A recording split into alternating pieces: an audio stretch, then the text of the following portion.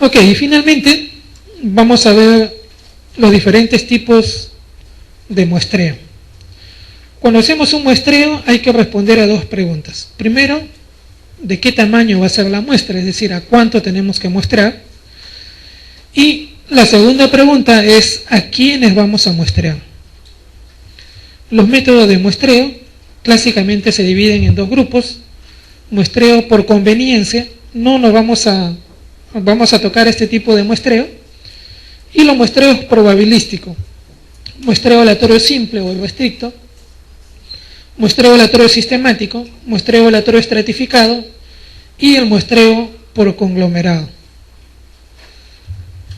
¿Cuál es la diferencia entre estos dos tipos de muestreo, ¿no? El probabilístico y el no probabilístico? Bueno, la diferencia es enorme, ¿no?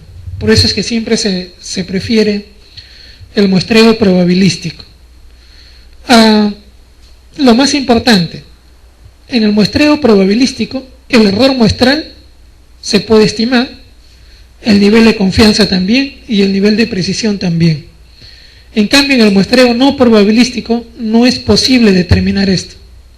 Es decir, en un muestreo no probabilístico da lo mismo que muestreen a 50 que muestreen a 5000. Eso no va a incrementar el nivel de confianza ni el nivel de precisión. Las desventajas, el costo, el muestreo probabilístico es mayor, el tiempo para ejecutar también es mayor, el efecto del aumento del tamaño de muestra, en el caso del muestreo no probabilístico, como les decía, no tiene ningún efecto. En cambio, en el muestreo probabilístico sí, a mayor tamaño de muestra, mayor potencia. Y lo más importante es que los muestreos probabilísticos se pueden extrapolar a la población, es decir, se pueden generalizar, mientras que los no probabilísticos, obviamente, no es posible generalizarlos. Algunas definiciones, ya habíamos definido el término de población. Marco muestral es el listado en el cual vamos a tener a todos los elementos que van a tener la probabilidad de ser seleccionados.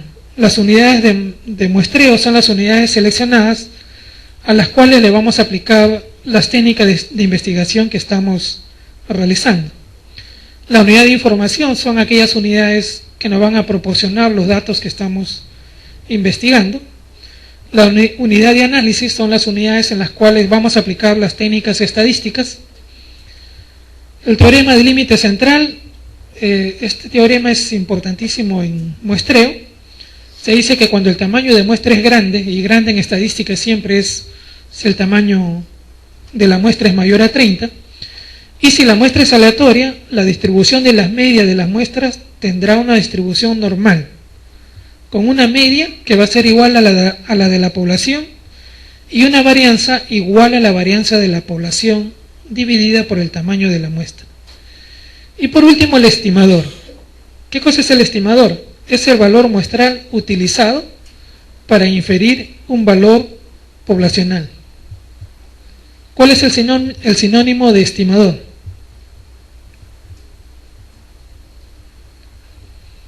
Lo habíamos visto en la primera lámina, ¿no?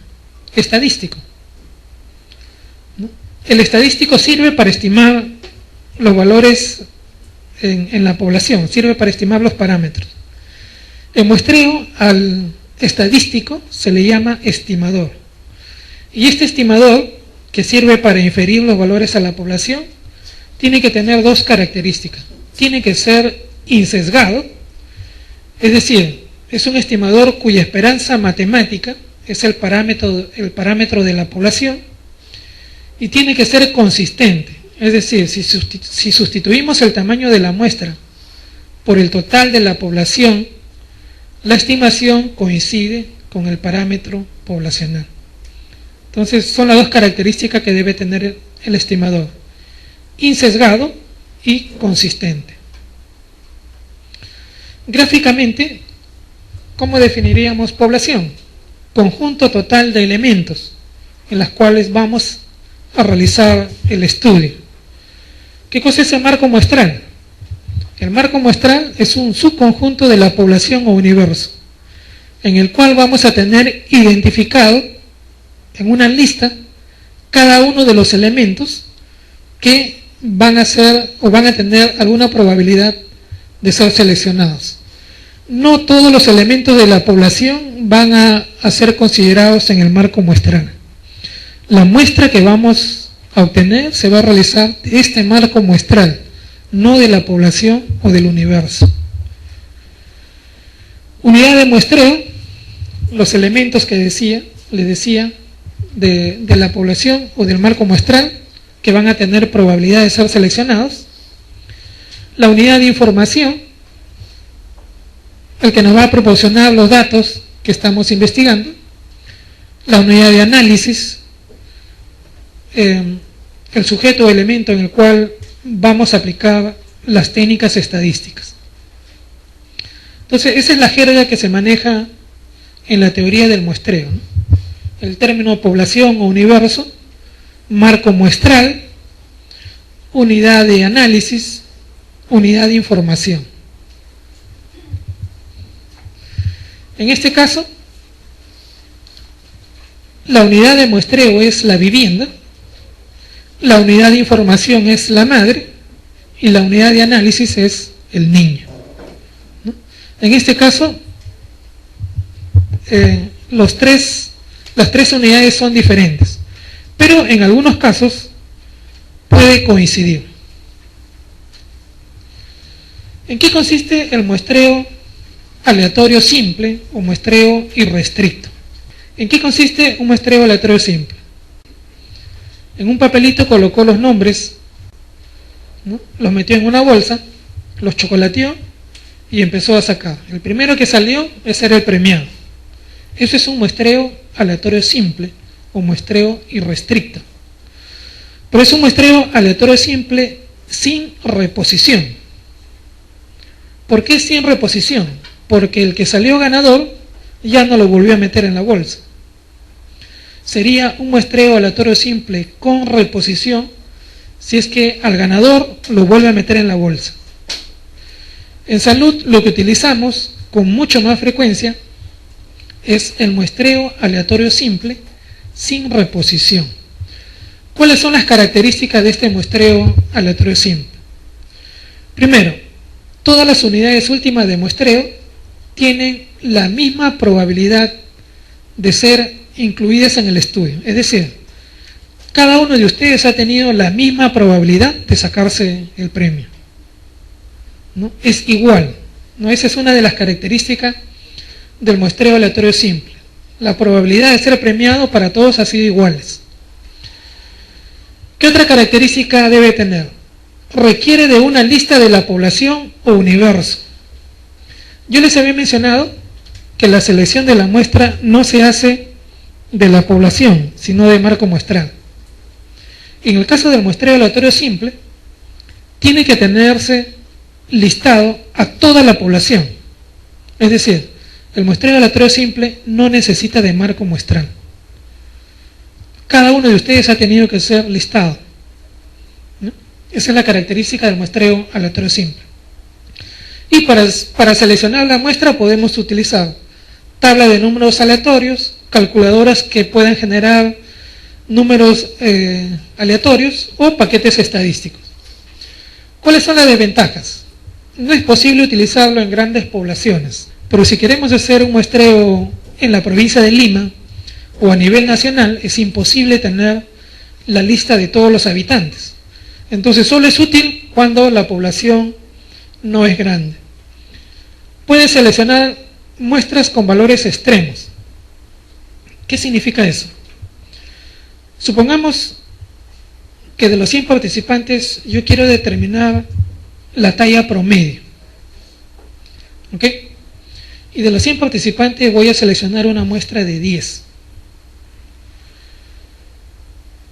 Puede suceder que los 10 personas o los 10 participantes que yo seleccione sean los 10 más altos de los 100.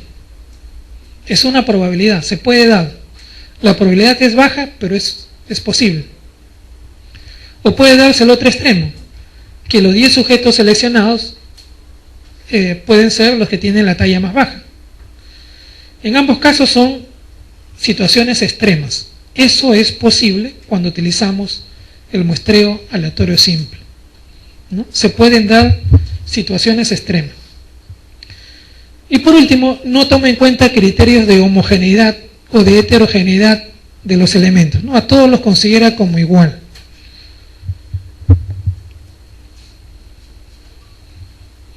¿Cómo sería gráficamente? Tengo una población, selecciono una muestra y luego estimo los estadísticos y con los estadísticos extrapolo los datos hacia la población para obtener los parámetros.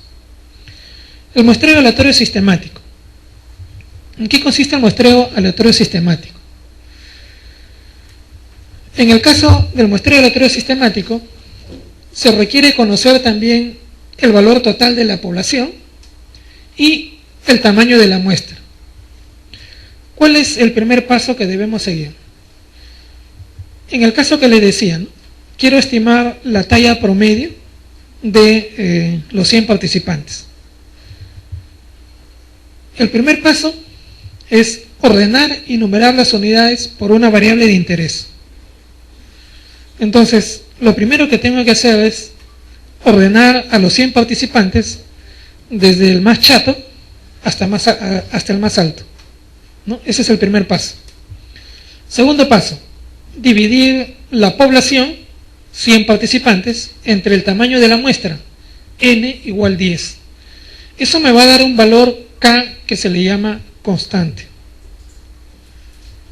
Tercer paso, vamos a elegir al azar un número entre 1 y k, es decir, un número aleatorio entre 1 y 10. A partir de este número se van a seleccionar las otras unidades de muestreo. Supongamos que entre 1 y 10 de manera aleatoria selecciono el número 5. Como yo ya los tengo ordenados desde el 1 hasta el 100, el primer elemento seleccionado es el que está en la posición 5. El segundo sería 5 más k, 5 más 10, 15, 25, 35, 45, 55, hasta completar los 10 sujetos. Pregunta, ¿en este caso es posible obtener valores extremos? No, no es posible obtener valores extremos, ¿no? Esa es la ventaja del muestreo aleatorio sistemático frente al muestreo aleatorio simple.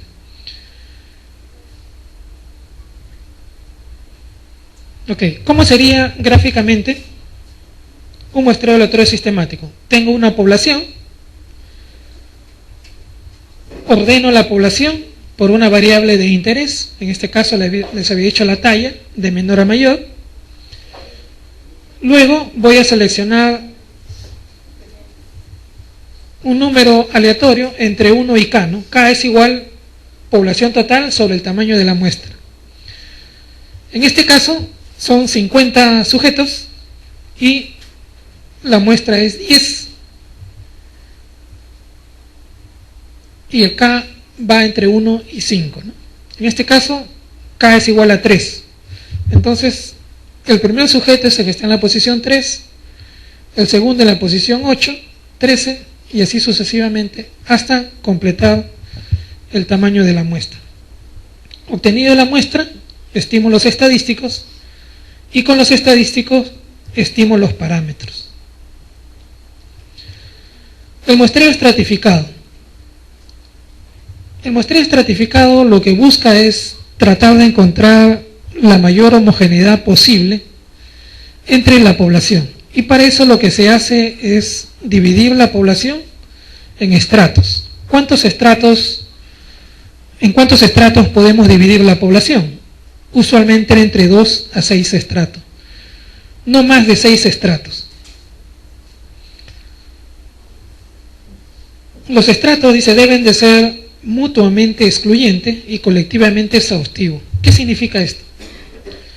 Mutuamente excluyente. Quiere decir que un sujeto no puede pertenecer a más de un estrato. Solo puede pertenecer a uno. Y colectivamente exhaustivo es que cualquiera de los sujetos tiene que ser clasificado en uno de los estratos. Y finalmente los elementos se seleccionan para cada estrato mediante un procedimiento aleatorio. Por lo general, un muestreo aleatorio simple o un muestreo sistemático.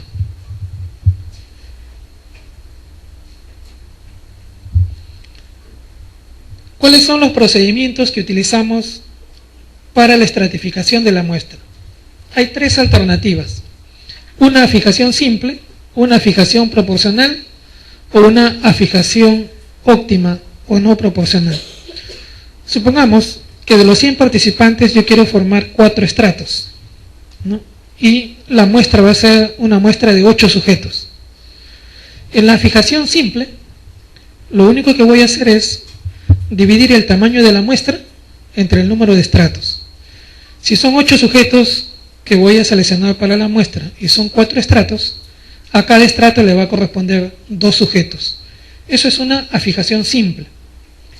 La fijación proporcional.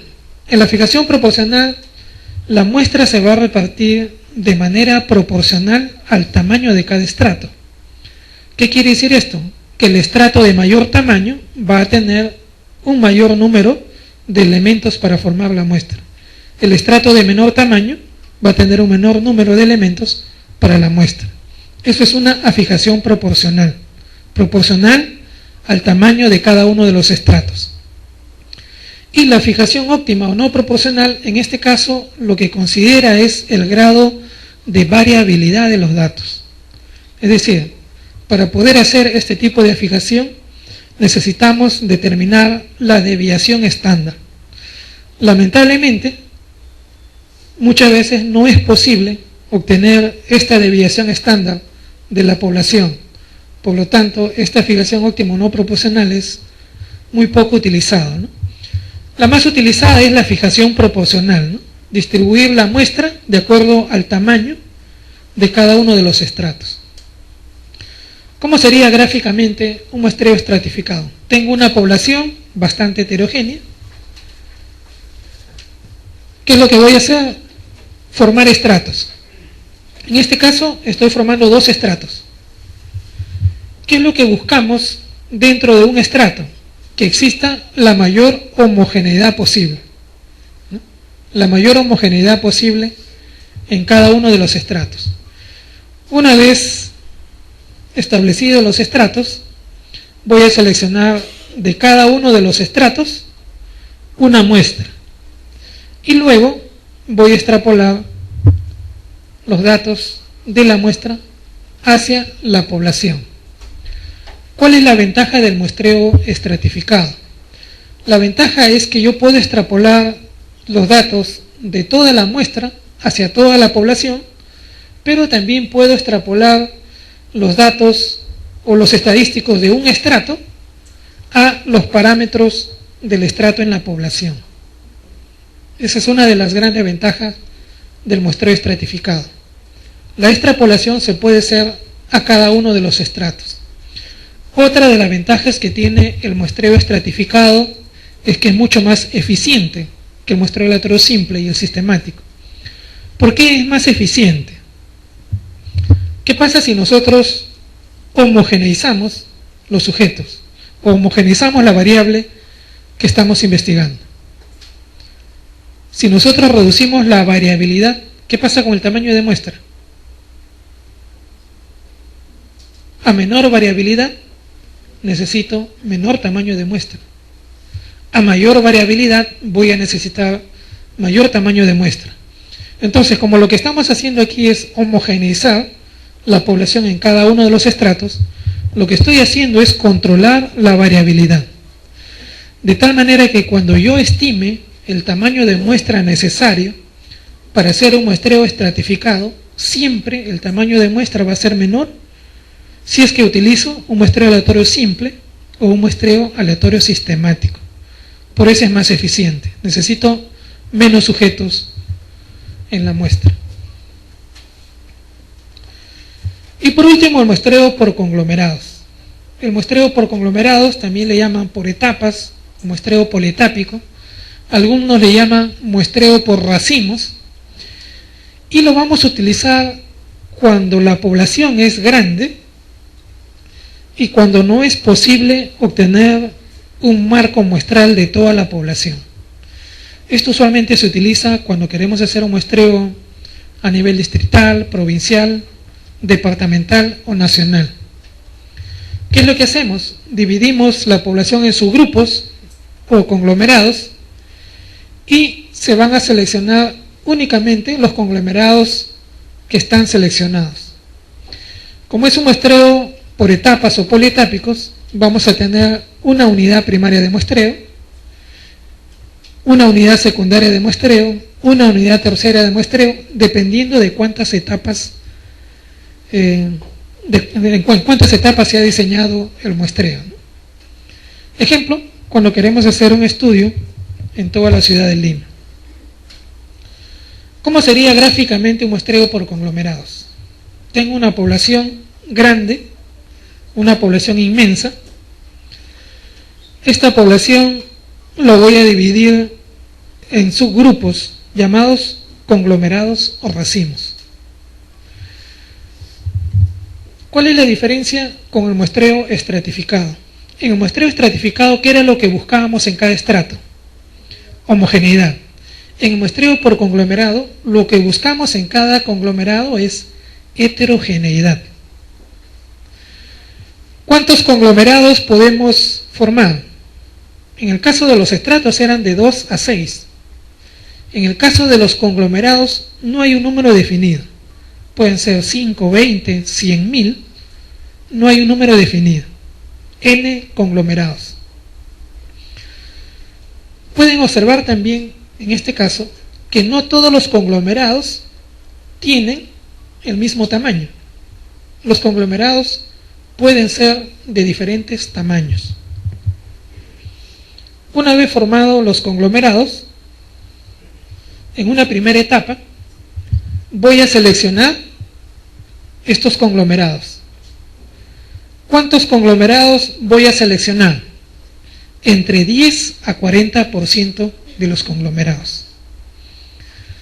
10 a 40% de los conglomerados. Entonces, esta selección de los conglomerados puede ser por un muestreo aleatorio simple o un muestreo sistemático. Pero estos conglomerados todavía siguen siendo grandes. Estos conglomerados pueden ser una vivienda, puede ser un hospital, la sala de un hospital, un colegio, puede ser una manzana, un distrito, una provincia. No hay un tamaño definido para los conglomerados. El investigador define el tamaño del conglomerado. Pero en esta primera etapa, estos conglomerados seleccionados, que deben ser entre 10 a 40%, todavía son bastante grandes. Entonces, de estos conglomerados, yo necesito hacer todavía una selección aleatoria. En cada uno de los conglomerados seleccionados, voy a seleccionar una muestra.